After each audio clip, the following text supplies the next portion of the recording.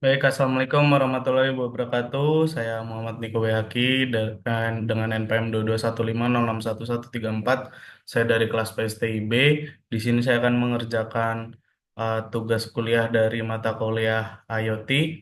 Di sini disuruh merancang sebuah IoT sederhana menggunakan sensor DHT, di mana sensor DHT ini digunakan sebagai eh, untuk mendeteksi kelembapan dan suhu. Baik, di sini ada codingan yang sudah saya buat. Kemudian yang pertama di sini ada define Blink template ID, template name, dan token. Di sini template ID itu sebuah ID dari template Blink saya, kemudian template name itu nama nama template dari Blink saya, kemudian token untuk device-nya. Kemudian di sini ada define Blink print serial, kemudian di sini terdapat include ESP8266 WiFi, yaitu sebuah library yang digunakan untuk si Node MCU yang kita gunakan. Dan di sini terdapat Blink Simple ESP, di mana di sini digunakan untuk sebuah Blink yang untuk membaca si Node MCU-nya. Kemudian yang terakhir ada include DHT.h. Di sini DHT ini sebuah library untuk sensor DHT-nya yang akan kita gunakan. Kemudian di sini ada SSID SM3 yaitu WiFi yang saya gunakan. Kemudian di sini ada password yaitu password dari WiFi yang saya gunakan. Dan di sini ada define DHT pin D2 yaitu digunakan untuk mendefinisikan bahwa DHT yang kita gunakan itu digunakan di pin D2 pada node MCU-nya. Kemudian di sini DHT tipenya kita kenalkan yaitu kita menggunakan DHT11. Kemudian di sini ada define LED A, LED B, dan LED C. Masing-masing di sini menggunakan pin D5, D6, dan D7. Kemudian di sini ada fungsi void send sensor untuk mengirimkan sensor dari DHT-nya untuk membaca. Kemudian di sini ada float H, yaitu digunakan sebagai humidity. Kemudian ada float T, yaitu variabel untuk membaca temperatur atau suhu dari sensor. Nah, di sini ada fungsi if, di mana is none atau tidak ada nilainya, H, kemudian or, eh, is none T, temperatur tidak ada nilainya, maka di sini akan ditampilkan violet to read from DHT sensor.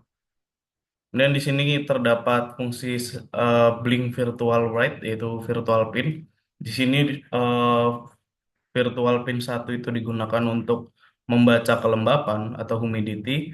Kemudian virtual pin V2 itu digunakan untuk temperatur atau suhu. Dan di sini terdapat fungsi serial print temperatur dan humidity. Ini digunakan jika kita menggunakan LED, output LED contohnya. Kemudian di sini saya membuat fungsi if else. Yang pertama itu ada if untuk sebuah LED ya. Di sini if jika temperatur itu kurang dari 37, temperatur itu lebih dari 37, maka di sini LED C itu akan menyala dan LED A dan B itu akan mati.